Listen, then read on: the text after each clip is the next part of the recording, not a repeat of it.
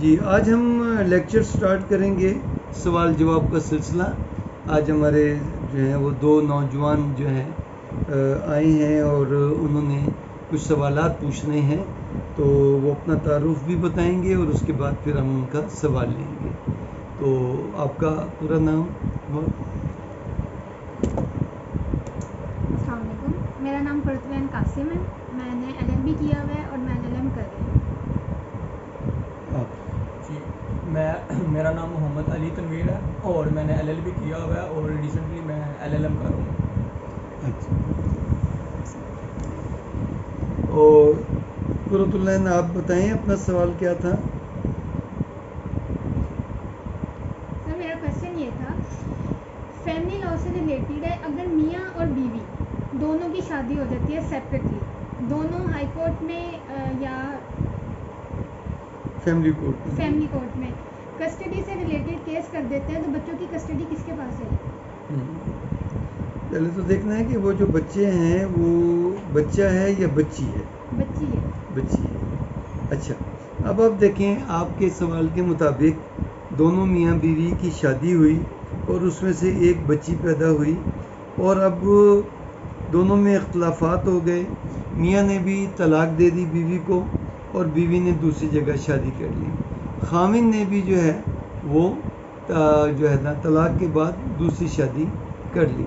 اب بیوی نے بھی عدالت میں گارجین کورٹ میں کیس کیا ہوا ہے بچی کی حضانت کا، اور خاوند نے بھی بچی کی حضانت کا کیس کیا ہوا ہے. بچی کی عمر کتنی ہے؟ بچی ابھی نابالغ ہے. نابالغ ہے. اندازاً کتنی عمر ہوگی؟ 13-14 سال. 13-14 سال. ٹھیک ہو گیا. اچھا، اب آپ دیکھیں کہ جب بھی میاں بیوی میں ڈسپیوٹ پیدا ہوتا ہے، سب سے پہلے تو آپ ایک جنرل کنسیپٹ دیکھ لیں کہ ماں اور باپ یہ دونوں ہیں نیچرل گارڈین، لیکن ان دونوں میں نیچرل گارڈین میں بھی ماں کو فوقیت حاصل ہے. اگر ماں کے پاس بچے پل رہے ہیں تو ماں کو جو ہے وہ گارجین سرٹیفکیٹ یا گارجین کورٹ نہیں جانا پڑتا. اگر بچے باپ کے پاس ہیں تو پھر ماں کو اگر بچے چاہیے تو ماں کو پھر اب کسی ایک فریق نے اب چیلنج کرنا ہے تو پھر فیملی کورٹ یا فیملی کورٹ بھی نہیں گئے، گارجین کورٹ میں جانا پڑے گا کہ بچی مجھے ملنی چاہیے، اور باپ کہتا ہے کہ بچی مجھے ملنی چاہیے. اب دونوں نے کیس کیا ہوا. ایسی صورت میں ان دونوں کے علاوہ کوئی اور بھی قریبی رشتہ دار کیس کر سکتا ہے، جیسے خالہ کر سکتی ہے، نانی کر سکتی ہے، دادی کر سکتی ہے. کیوں کہ گارجین کورٹ کے لیے سب سے اولین ترجیح یہ ہے کہ بچے کی ویلفیئر کہاں ہے. اب ویلفیئر میں بچے کی صحت بھی ہو سکتی ہے، اس کی تربیت بھی ہو سکتی ہے، اس کی تعلیم بھی ہو سکتی ہے، اور اس کے جو روزمرہ کے اخراجات ہیں وہ بھی ہو سکتے ہیں. اب اگر ماں ذہنی طور پہ معذور ہو گئی ہے، وہ تو بیچاری اپنی جوگی بھی نہیں رہی، تو وہ بچے کو کیسے پال سکتی ہے. اسی طرح ماں کے ذریعے معاش نہیں ہے، اس کی کوئی کمائی نہیں ہے، اس کے ماں باپ کی بھی کوئی کمائی نہیں ہے، تو وہ بچوں کو کمائے گی، کھلائے گی کیسے، ان کو پڑھائے گی کیسے. تو عدالت نے یہ فیکٹر دیکھنے ہیں کہ بچے کی ویلفیئر کہاں ہے. ویلفیئر میں بچے کی تعلیم آ جاتی ہے، بچے کی خوراک آ جاتی ہے، بچے کے اخراجات آ جاتے ہیں. تو یہ تمام باتیں دیکھنی پڑتی ہیں عدالت کو کہ یہ کہاں ہے. اچھا، اب واپس آتے ہیں آپ کی پریپوزیشن کی طرف. اب آپ کی پریپوزیشن میں اب ماں جو ہے وہ اس کے خلاف بھی کچھ پوائنٹس ہیں. نمبر 1، یہ بچی ہے، 12-13 سال کی بچی ہے. اب جو اس کا نیا خاوند ہے ماں کا، تو اس کے لیے تو وہ تو بچی کے لیے نامحرم ہے، اور پھر نئے خاوند میں سے بھی بچے ہو جائیں گے.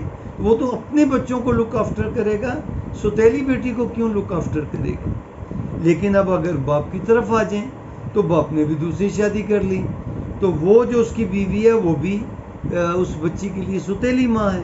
اور سوتیلی ماں سے تو لوگ کہتے ہیں کہ اللہ بچائے، سوتیلا باپ ہو یا سوتیلی ماں ہو، باپ اس لیے تھوڑا سا ارریلیونٹ ہوتا ہے کہ اس سے صبح جانا ہے شام کو واپس آنا ہے، مار پیٹ کرنی ہے تو وہ بھی شام ہی کو کرنی ہے. لیکن ماں نے تو اس بچی کو کھانا کھلانا ہے، اس کو لک آفٹر کرنی ہے، اس کی تربیت کرنی ہے، تو وہ سوتیلی ماں کوئی ہزاروں لاکھوں میں، لیکن ہم قانون کی روٹین کی بات کرتے ہیں.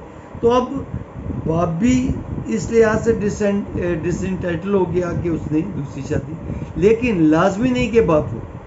کیوں کہ ماں کے لیے تو ماں کے خلاف تو بہت بڑا پوائنٹ ہے کہ جی بچی کے لیے اس کا نیا خامد نامحرم ہے، تو نامحرم کی تو اس میں نہیں وہ بچی کی صحیح تربیت ہو سکتی. باپ کے لیے سوتیلی ماں والا ایک ہے، لیکن اگر سوتیلی ماں کا رویہ اچھا ہے اور اگر بیوی ثابت نہیں کرتی کہ جی سوتیلی ماں اس سے، یا 13-14 سال بلکہ 7-8 سال کے بعد تو عدالت بچوں کا بھی اکیلے میں بیان لے لیتی ہے کہ بیٹا بتاؤ آپ کے ساتھ ماں کیسا سلوک کرتی ہے، تمہیں ٹھیک رکھتی ہے، باپ تمہیں ٹھیک رکھتا ہے، تمہیں تعلیم تمہاری صحیح جا رہی ہے، اس کا جو تعلیمی ریکارڈ ہے اس کو بھی دیکھ لیتی ہے.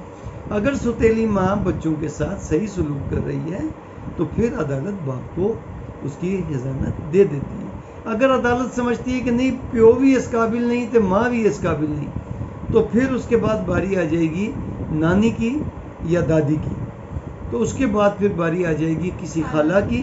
یا اگر سارے ہی اس قابل نہیں ہیں تو عدالت پھر کسی تھرڈ پرسن کو دے دے گی بچوں کی حضانت، جہاں وہ دیکھے گی کسی ادارے کو دے دے گی کہ یہاں پر تو روز کی لڑائیوں سے بچے کے ذہن پہ اور اس کے کردار پہ، اس کے بیہیویئر پہ فرق پڑ رہا ہے، تو وہ کسی ادارے کو بھی دے سکتی ہے، کسی ایسے بندے کو بھی دے سکتی ہے جو قریبی رشتہ دار نہ ہو، لیکن بچے کی ویلفیئر کے لیے اس کے پاس رہنا بچہ ضروری.